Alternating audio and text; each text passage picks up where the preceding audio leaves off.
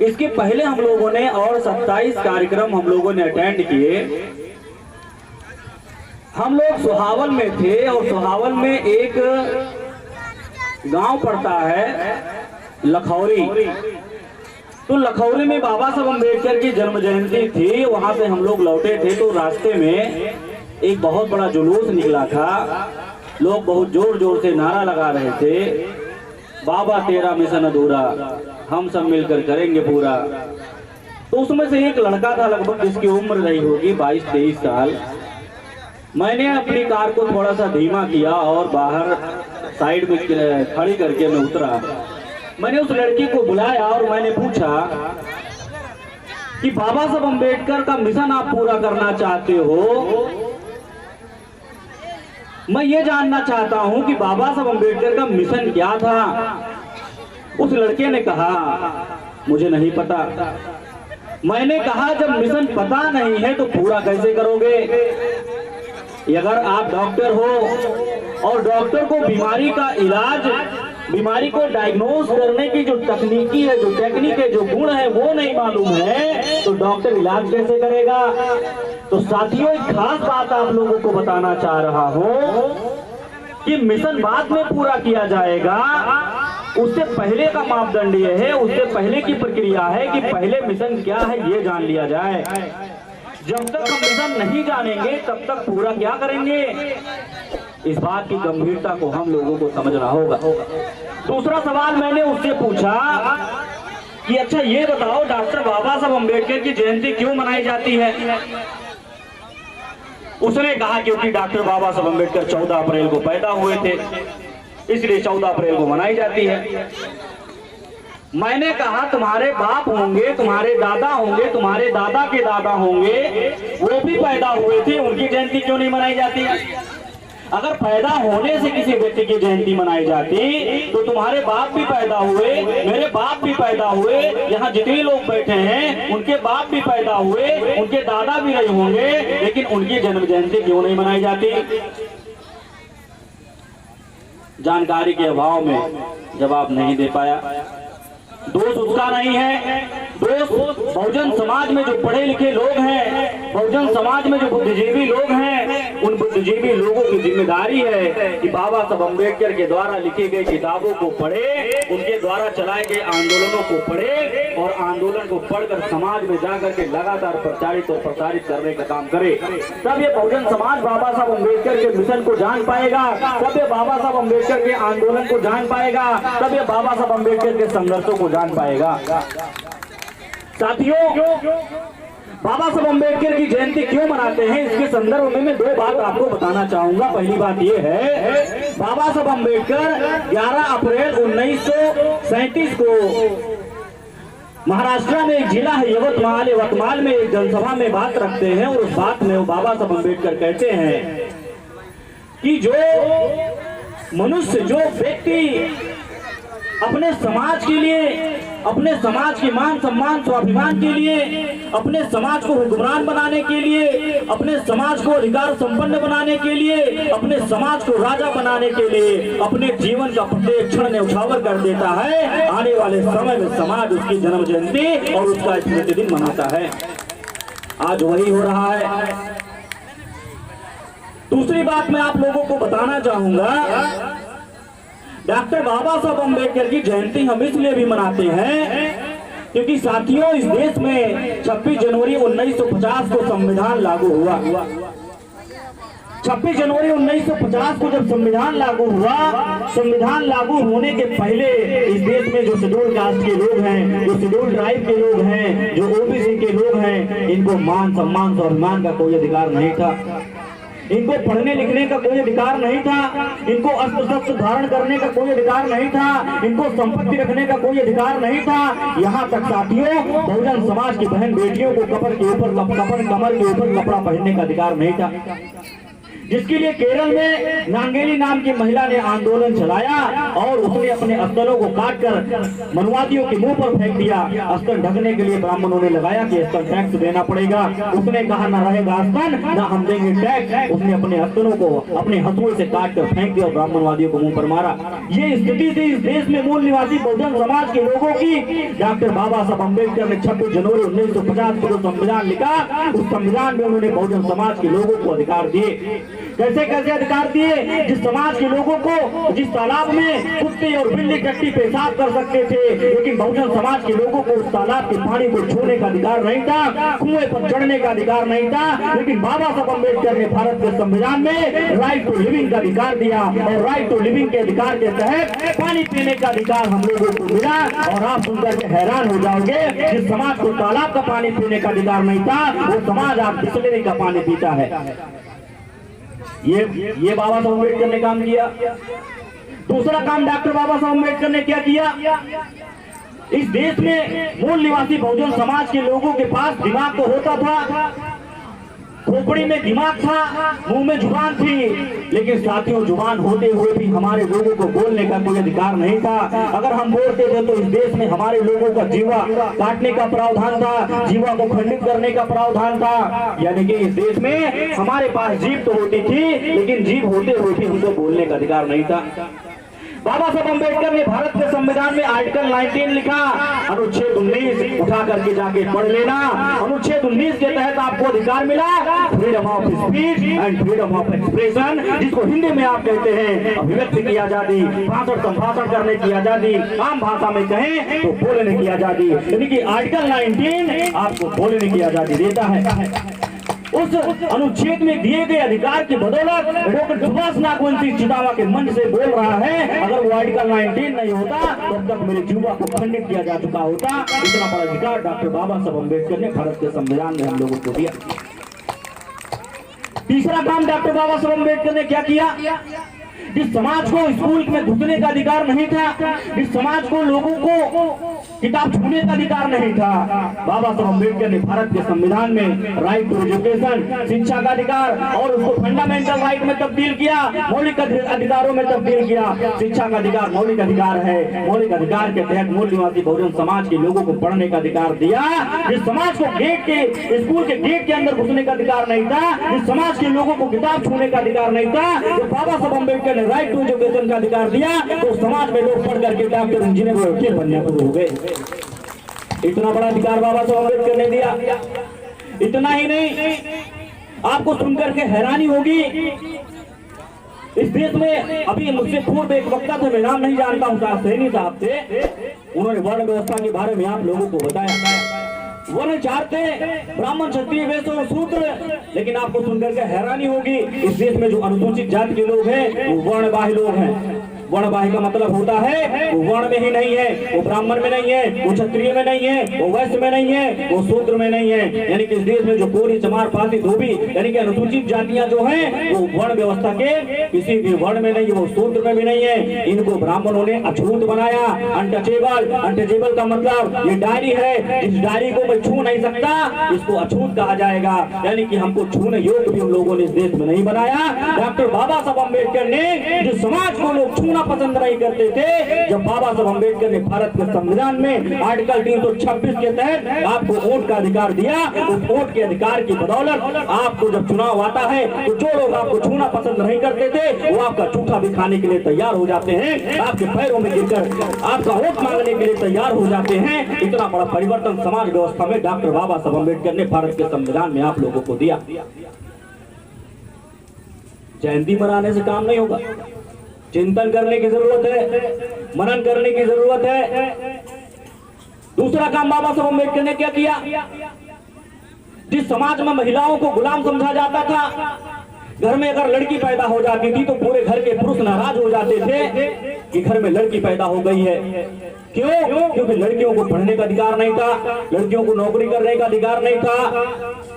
लड़कियों को कहा जाता था तो पराया धन है, इसको पढ़ा लिखा करके अधिकारी कर्मचारी थोड़ी ना बनाना है, अशिक्षित रखा जाता था। पिता के संपत्ति में लड़कियों को कोई अधिकार नहीं था। बाबा साहब अम्बेडकर ने 11 अप्रैल 1947 को हिंदू कोड बिल बनाया। जाके पढ़ लेना। हिंदू कोड बिल में डॉक्टर बाबा साहब अम्बेडकर ने महिलाओं को अधिकार दिया। कौन सा अधिकार दिया? आज महिलाओं की शादी होती है, शादी होने के बाद 1 महीने, 2 महीने, 4 महीने, 6 महीने, साल भर के बाद पता चलता है उसका पति शराबी निकल गया, चोर निकल गया, कमा के नहीं खिलाता है, पत्नी को कपड़ा नहीं देता है, उसको आभूषण नहीं देता है, उसको सुख सुविधाएं नहीं देता है। उसके बाद शाम को शराब पी करके आता है, मारता है। और पत्नी अगर जब नाराज होती है तो कोर्ट केस करती है, और कोर्ट केस करने के बाद भी वो डाइवोर्स लेती है, तलाक लेती है। तो तलाक लेने का प्रावधान उसको है नहीं कि तलाक लेकर वो आजाद हो जाती है। हिंदू कोड बिल में यह प्रावधान डॉक्टर बाबा साहब अम्बेडकर ने किया। इसके पहले महिलाओं को 7 जन्मों तक, हम 1 जन्म की तो कोई गारंटी नहीं, 7 जन्मों तक अगर आपकी शादी हो जाती तो उसी के साथ आपको पूरा जीवन बिताना पड़ता। चाहे वो मारे, चाहे वो पीटे, चाहे आपको गाली दे, चाहे आपको कुछ ना दे, आपका मानसिक शारीरिक शोषण करे, लेकिन उससे आपको विच्छेद होकर के अलग रहने का स्वतंत्र रूप से कोई अधिकार नहीं था। बाबा साहब अम्बेडकर ने हिंदू कोड बिल में महिलाओं को यह अधिकार दिया कि अगर पुरुष आपके साथ अन्याय और अत्याचार करे तो आप उसको डाइवोर्स लेकर के अपनी निजी आजादी से जी सकती हो। वो बाबा साहब अम्बेडकर ने। इतना ही नहीं, डॉक्टर बाबा साहब अम्बेडकर ने जिस पिता के चल संपत्ति में, जिस पिता के अचल संपत्ति में केवल पुत्र का अधिकार होता था और भाई ही बहन को कहता था तो तेरी तो शादी हो गई, मायके में तेरा कुछ नहीं है, बाबा साहब अम्बेडकर ने हिंदू कोड बिल में जितना पिता की संपत्ति में, पिता की चल और अचल संपत्ति में जितना पुत्र का अधिकार होता है, उतनी ही लड़कियों और महिलाओं को बाबा साहब अम्बेडकर ने बराबर का हिस्सेदार बना दिया हिंदू कोड बिल में। और जब उनको पिता के संपत्ति में हिस्सा मिला, वो ना ले अलग बात है, वो अपने भाई को दे दे अलग बात है, लेकिन कानूनी तौर पर बाबा साहब अम्बेडकर ने उनको पिता के संपत्ति में बराबर का हिस्सा हिंदू कोड बिल के तहत दिया। ये काम बाबा साहब अम्बेडकर ने किए। इसलिए डॉक्टर बाबा साहब अम्बेडकर की जयंती आज पूरी दुनिया में मनाई जा रही है। आप लोग इस बात को जान लीजिए। मैंने अपनी बात शुरू करने से पहले आप लोगों को बताया कि बाबा साहब अम्बेडकर की जयंती पूरी दुनिया में क्यों मनाई जाती है, तो आप लोग आज जान गए होंगे कि बाबा साहब अम्बेडकर की जयंती पूरी दुनिया में क्यों मनाई जाती है। साथियों, बाबा साहब अम्बेडकर ने जो संविधान में महिलाओं को, शेड्यूल कास्ट के लोगों को, शेड्यूल ट्राइब के लोगों को, ओबीसी के लोगों को जो अधिकार दिया, बहुत सारे लोग ऐसा प्रचार करते हैं देश में कि बाबा साहब अम्बेडकर केवल दलितों के नेता हैं। मैं उनको कहना चाहता हूं कि बाबा साहब अम्बेडकर केवल दलितों के नेता नहीं है। संविधान उठा करके पढ़ लेना। भारतीय संविधान में अनुच्छेद 340, उसके बाद अनुच्छेद 341 है। 340 पहले आता है, वो ओबीसी के लिए है। ओबीसी का मतलब यादव के लिए है, वर्मा के लिए है, मौर्य के लिए है। बाबा साहब अम्बेडकर ने ओबीसी के लिए पहले संविधान में अधिकार दिया, आर्टिकल 340 लिखकर। उसके बाद शेड्यूल कास्ट के लोगों को 341 लिखकर के अधिकार दिया। यानी कि बाबा साहब अम्बेडकर को जो लोग कहते हैं दलितों के नेता थे, उनको अपनी ज्ञान बढ़ाना चाहिए, उनको अपनी नॉलेज में इजाफा करना चाहिए। साथियों, इतना सारा काम बाबा साहब अम्बेडकर ने जो किया, वो बाबा साहब अम्बेडकर अपने आप नहीं कर पाए। वो बाबा साहब अम्बेडकर के अंदर त्याग की भावना थी, समर्पण की भावना थी।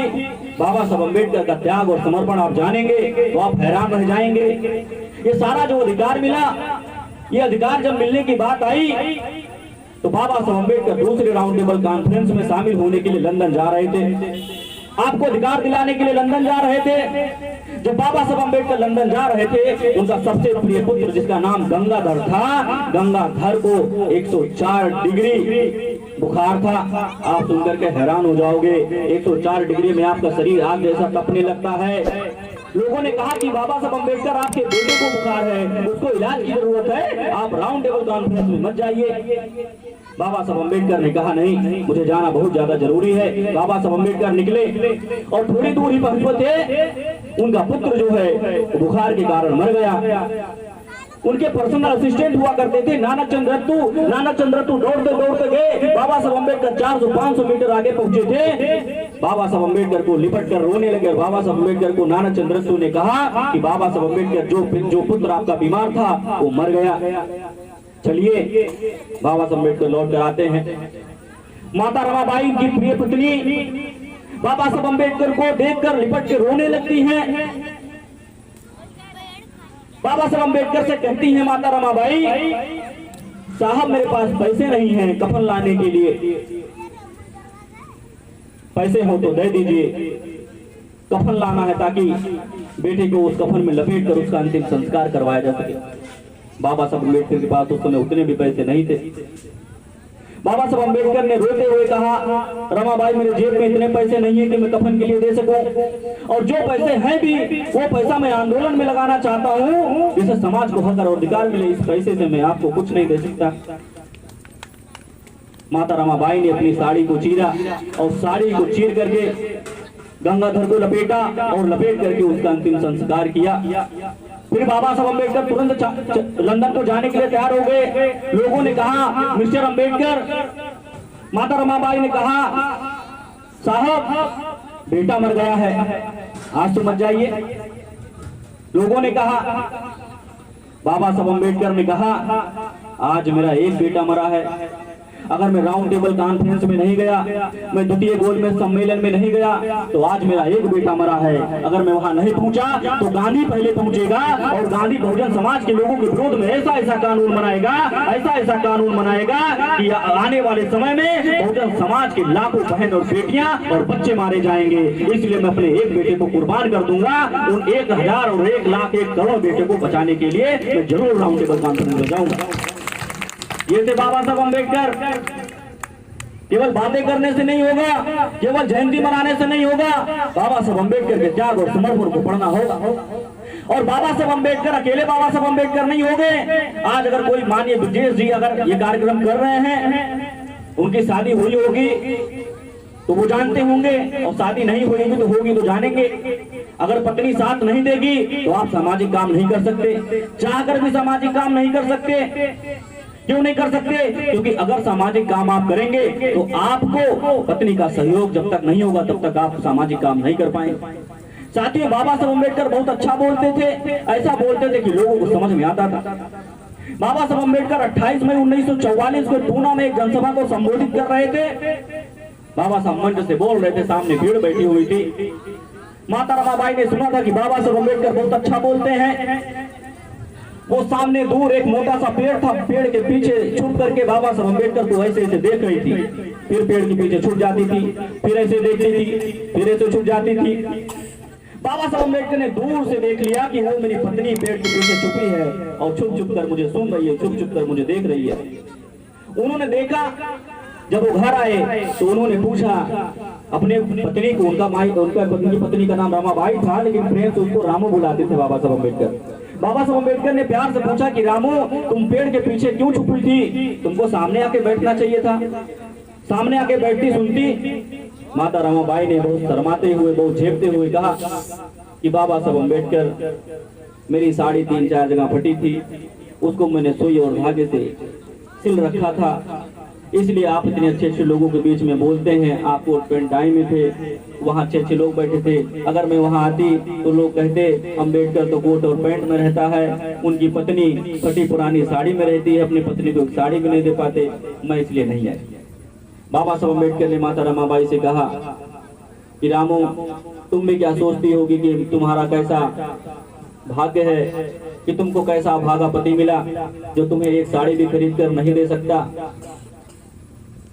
कैसा भागा पति मिला, तुमको भी बहुत अफसोस होता होगा मुझसे शादी करके।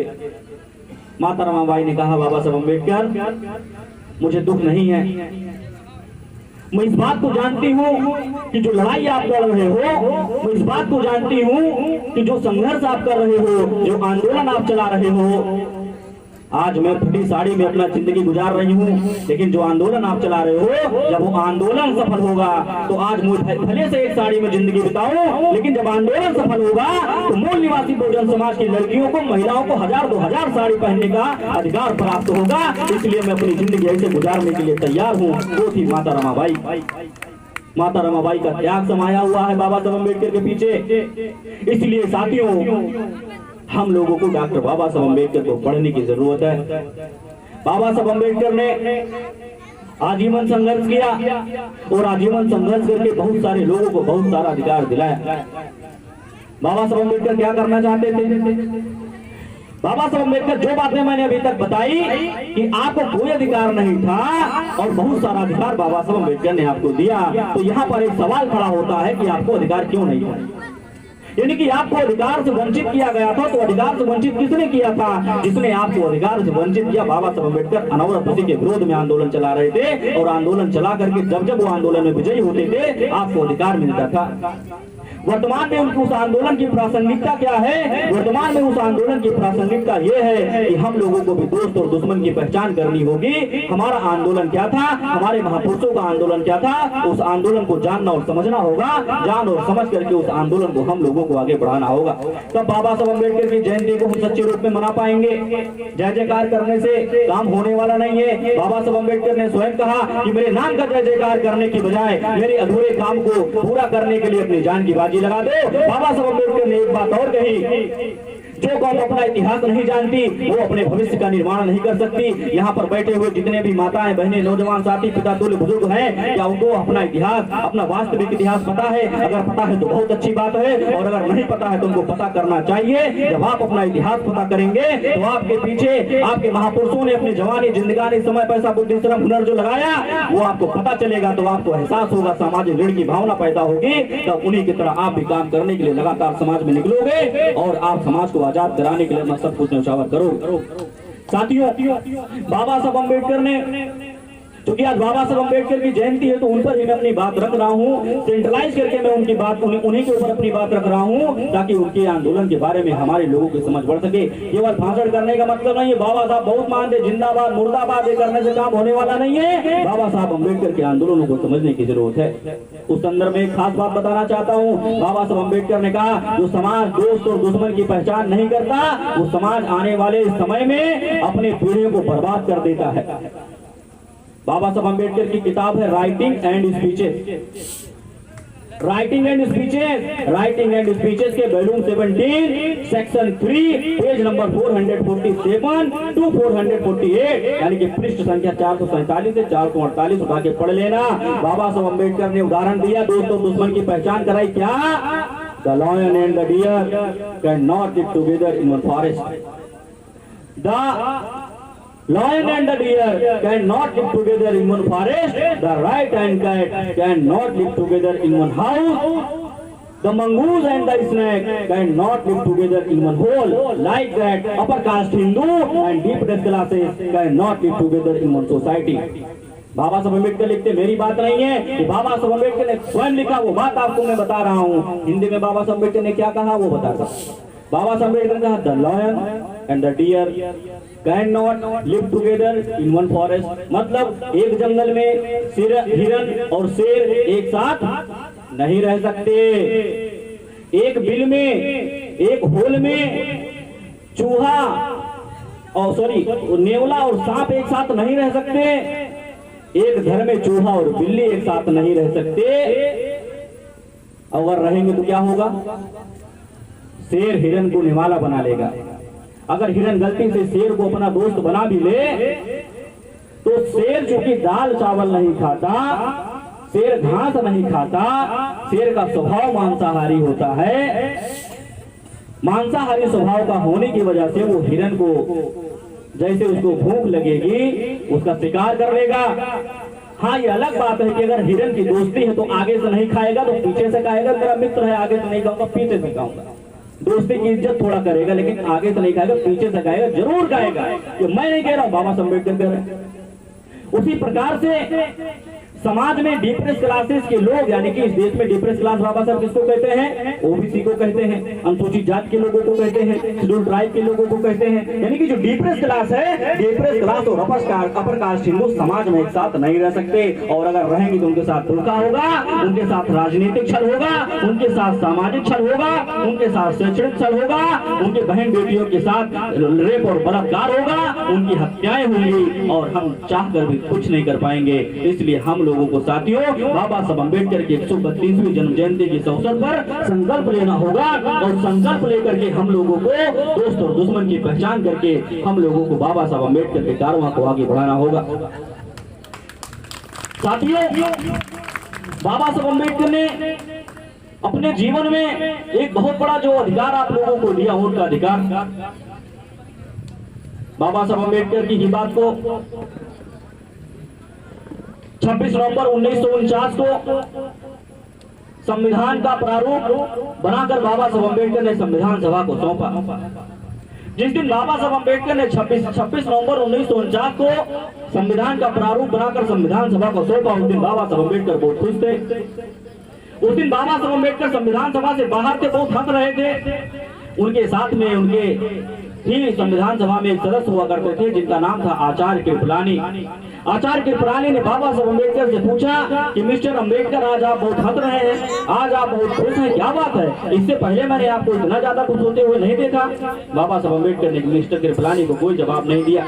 मिस्टर कृपलानी ने दोबारा बाबा साहब अम्बेडकर को जोर देकर पूछा, तो बाबा साहब अम्बेडकर ने मिस्टर कृपलानी को जवाब दिया कि मिस्टर कृपलानी, आप बार बार पूछ रहे हो कि मैं आज इतना खुश क्यों हूँ, तो आपको बताना चाहता हूँ मैं इतना खुश इसलिए हूँ कि अभी तक जो राजा होता था वो रानी के पेट से पैदा होता था। जो राजा होता था वो रानी के पेट से पैदा होता था। भारत के संविधान में मूल निवासी बहुजन समाज के लोगों को मैंने वोट का अधिकार दे दिया। मैंने रानी के पेट की नसबंदी कर दी। अब राजा रानी के पेट से नहीं पैदा होगा, अब राजा बैलेट बॉक्स से पैदा होगा।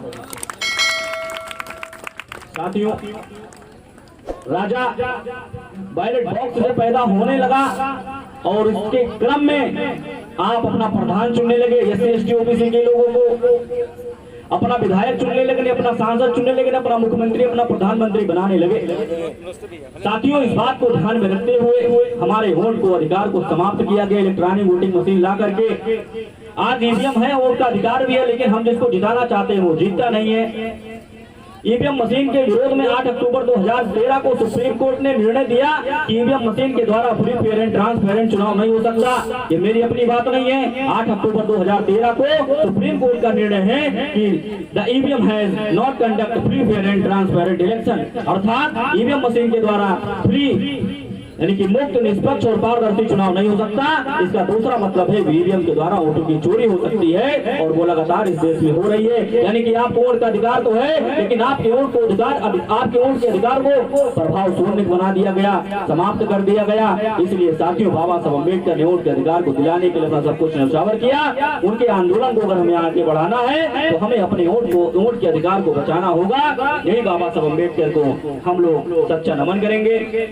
समय बहुत ज्यादा हो गया है, क्योंकि अभी हमसे पूर्व अवधेश कौशल जी ने ये कहा कि हमारे लोगों को पेट की खुराक तो मिल जाती है, उनके घर में भी इसकी व्यवस्था है, समाज में भी इसकी व्यवस्था पेट की खुराक की, लेकिन दिमाग में जो खुराक चाहिए वो दूर दूर तक उनको नहीं मिलता। इसलिए मैं दिमाग की खुराक देने का प्रयास आपको कर रहा हूँ। लेकिन आप लोग सुन रहे इस बात को, तो बड़ी अच्छी बात है। जिनको समझ में आ रहा वो बैठे हैं, जिनको नहीं समझ में आ रहा वो जाएंगे, वो चले जाएंगे। उनसे बाबा साहब अम्बेडकर ने भी कोई उम्मीद नहीं किया था और हम भी कोई उम्मीद नहीं करते हैं। जिनको समझ में आ रहा वो बैठकर सुनेंगे। उनको अगर लगता है कि पेट के भोजन से ज्यादा जरूरी दिमाग का भोजन है तो वो यहाँ बैठकर दिमाग का भोजन जरूर लेंगे।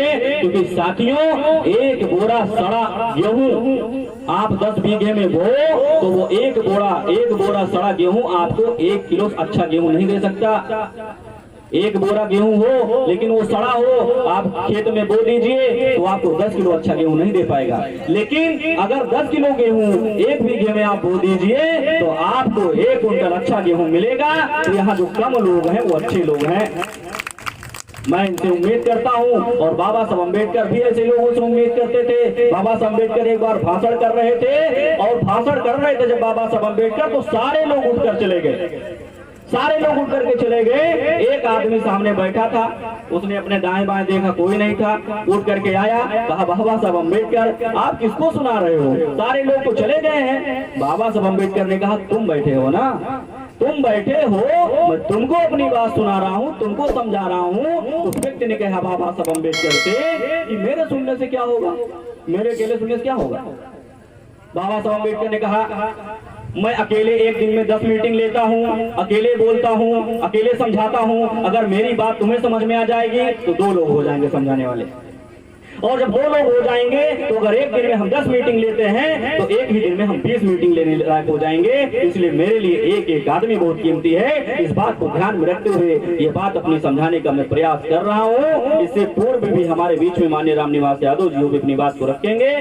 समय बहुत ज्यादा मैंने ले लिया है। आप लोग बाबा साहब अम्बेडकर के आंदोलन को आगे बढ़ाएंगे और अपने गांव, घर, नात, रिश्तेदार में उनके द्वारा किए गए त्याग और समर्पण को बताएंगे। इसी आशा और विश्वास के साथ मैं अपनी बात समाप्त करता हूं। मुझे इस मंच से बोलने का मौका दिया संचालक महोदय का हृदय की गहराइयों से आभार व्यक्त करता हूं। आप लोगों ने मुझे सुना, इसके लिए आभार, धन्यवाद। जय भीम, नमो बुद्धाय, जय मूल्यवासी।